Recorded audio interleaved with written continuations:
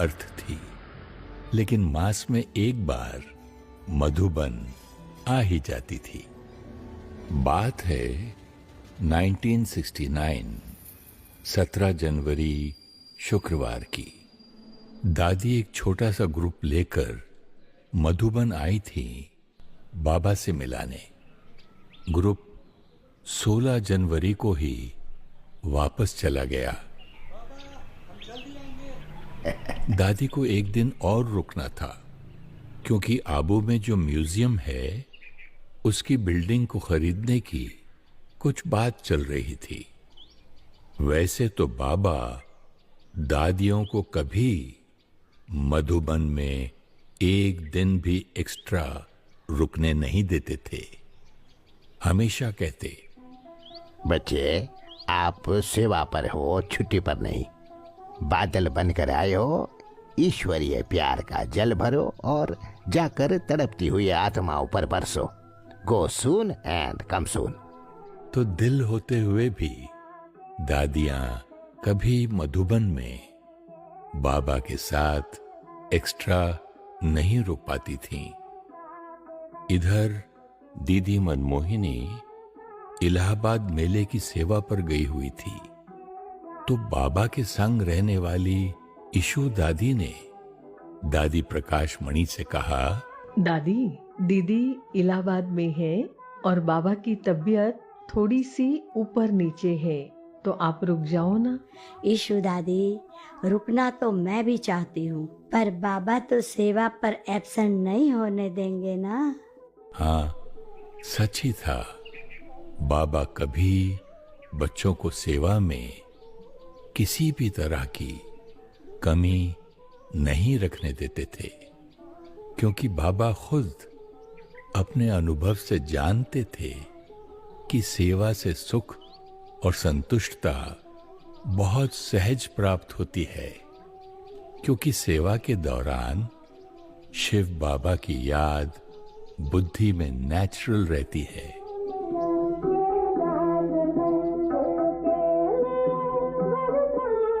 सत्रह जनवरी को दादी ने बाबा को बताया कि आबू म्यूजियम का जो मकान आपको पसंद आया था, वह मकान मालिक भाई हमें मकान देने को राजी हो गया है, तो इसकी लिखा पढ़ी जल्दी कर लेंगे। बच्ची, जल्द नहीं, कल ही करना है। अभी नहीं तो कभी नहीं। जी बाबा। दादी बॉम्बे वाले रमेश भाई को फोन करने जा ही रही थी कि बाबा ने बोला, बच्ची, बॉम्बे में कोई जरूरी सेवा है क्या? नहीं बाबा, ऐसा तो कुछ अर्जेंट नहीं है। बच्ची, आप रुक जाओ। अभी कुछ समय तो आपको इधर ही रहना है। ये शब्द सुनना तो हर कोई चाहता था, पर सेवा के कारण कभी सुना नहीं था। लेकिन आज इन शब्दों को सुनकर दादी के तो पैर धरती पर नहीं थे। दादी जल्दी गई और बॉम्बे वाले रमेश भाई को फोन पर कल के कल ही मकान को फाइनल करने का बाबा का संदेश दे दिया। अगला दिन 18 जनवरी शनिवार, सुबह से ही बाबा की तबीयत थोड़ी ठीक नहीं लग रही थी। दादी जब बाबा के कमरे में गईं, तब देखा बाबा शिव बाबा की याद में बैठे हैं। तबीयत ठीक ना होने के बावजूद बाबा के मुखमंडल पर असीम तेज था। दादी को देखा तो बाबा उठकर क्लास की ओर जाने लगे। बाबा, आज आप यही रुक जाइए। आपने जो ज्ञान की पॉइंट सुनाई थी ना, मेरा मन है मैं क्लास के साथ उसका चिंतन करूं। आज आप थोड़ा आराम कीजिए। दादी को अंदर से मालूम था कि बाबा रुकने वाले नहीं, क्योंकि 1936 से लेकर अब तक बाबा ने एक दिन भी क्लास किसी भी कारण से मिस नहीं की थी। उन्हें थोड़ा अलग महसूस हुआ जब बाबा ने कहा, ठीक है बच्ची, भले।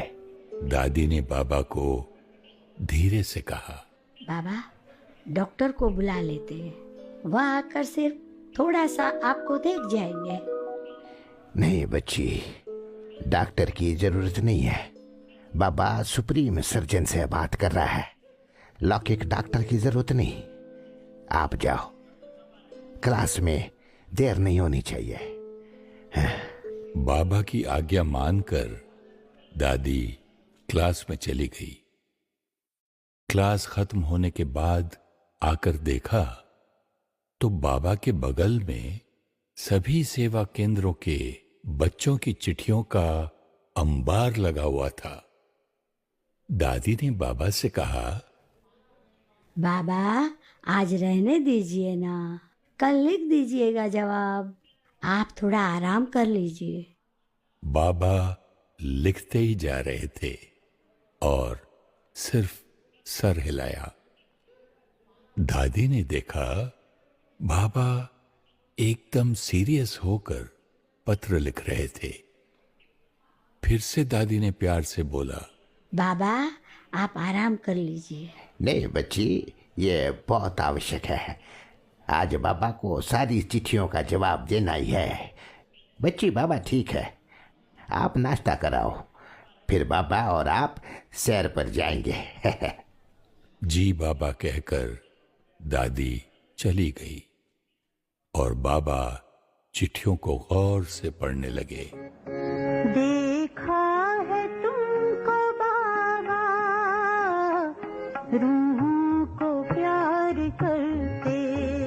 किसी सेवा केंद्र की एक चिट्ठी में बहुत सारे बच्चों ने बाबा को याद प्यार दिया था। उस चिट्ठी के अंत में हर एक का नाम साइन किया हुआ था।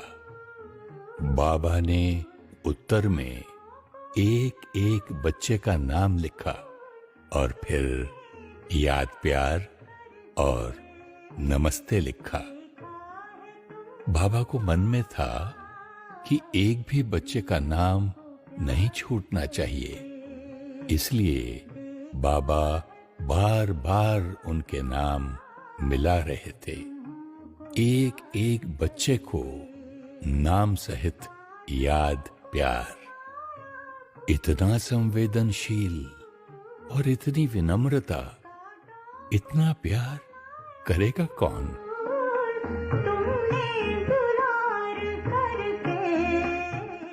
थोड़ी देर बाद दादी आई तो बाबा ने दादी का हाथ पकड़ा और पांडव भवन के कोने कोने में ले जाकर दिखा रहे थे। वैसे तो दादी को चप्पा चप्पा मालूम था, लेकिन फिर भी बाबा सैर करा रहे थे और वो भी छोटी बच्ची की तरह इस अनुभव को सहज रही थी। ज्ञान का पंख लगाकर उड़ना सिखाते देखा। बच्ची, बाबा यहाँ बच्चों के लिए कमरा बनाने चाहते हैं। यहाँ अच्छी सी नहानी होनी चाहिए। यहाँ छत डलवानी होगी। बारिश में बच्चों को भंडारे तक जाते हुए थोड़ा भीगना पड़ता है, तो छत डाल देंगे बच्ची। हाँ, यहाँ बाबा बच्चों के लिए बड़ा हाल बनाएंगे, जहाँ बैठकर सब बच्चे ज्ञान के सागर शिव बाबा की मुरली सुनेंगे। हाँ, देखो बच्चे, यहाँ दाल रखते हैं, यहाँ चावल रखते हैं। तबीयत के कारण बाबा भंडारे में करीब 3 दिन से नहीं गए थे। नहीं तो रोज बाबा भंडारे का चक्कर जरूर लगाते थे और हाथ भी बटाते थे। बाबा दादी को भंडारे का सब कुछ दिखा रहे थे। भोली दादी को पता चला बाबा भंडारे में आए तो वो तुरंत दौड़ कर आई और भावुक होकर बोली, बाबा, आप भंडारे में 3 दिन बाद आए हैं। मैं आपसे मिल भी नहीं पाई बाबा। तभी बाबा ने भोली दादी का हाथ पकड़ा और लंबी दृष्टि दी और कहा, बच्ची, आज जितना मिलना है बाबा से मिल लो। अपनी पूरी दिल से बाबा से मिल लो बच्ची। बाबा भी है। इधर ही बाबा से मिल लो। भोली बच्ची, वाह बच्ची।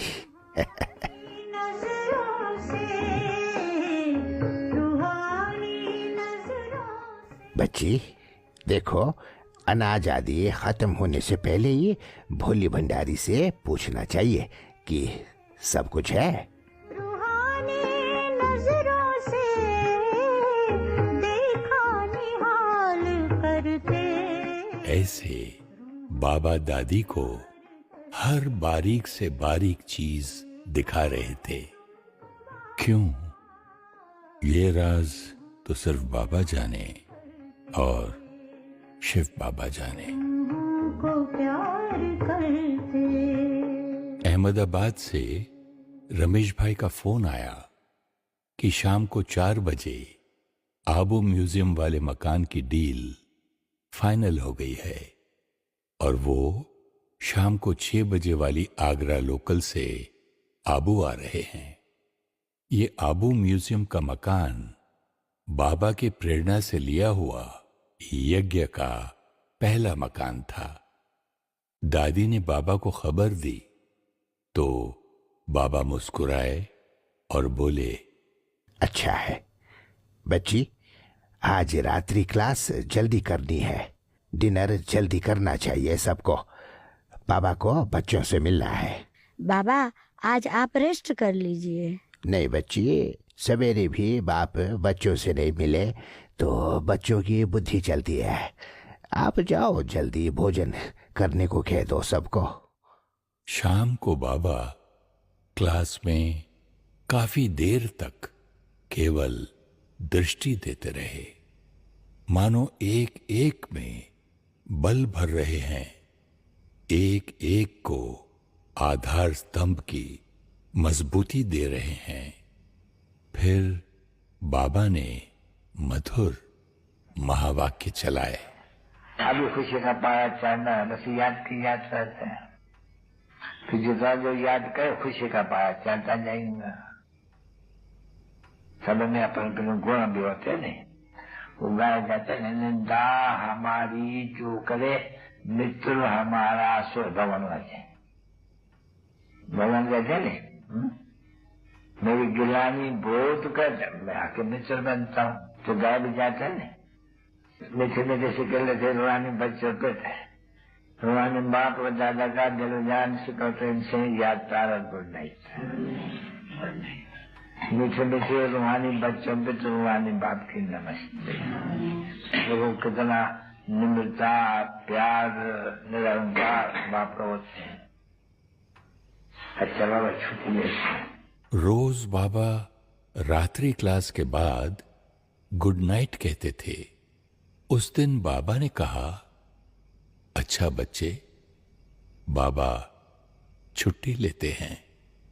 सबको अलग तो लगा, लेकिन इतना ध्यान किसी ने नहीं दिया। फिर बाबा उठकर जाने लगे। बाबा सब बच्चों को इतना सम्मान देते थे कि कभी पीठ करके क्लास से नहीं जाते थे। हमेशा पीछे पीछे चलते हुए जाते थे। आज भी बाबा वैसे जा रहे थे, लेकिन दरवाजे पर रुक गए। फिर से लंबी दृष्टि दी और 3 शब्द कहे, बच्चे, निराकारी, निर्विकारी, निरहंकारी। ये 3 शब्द आध्यात्मिक उन्नति का बीज हैं। रोज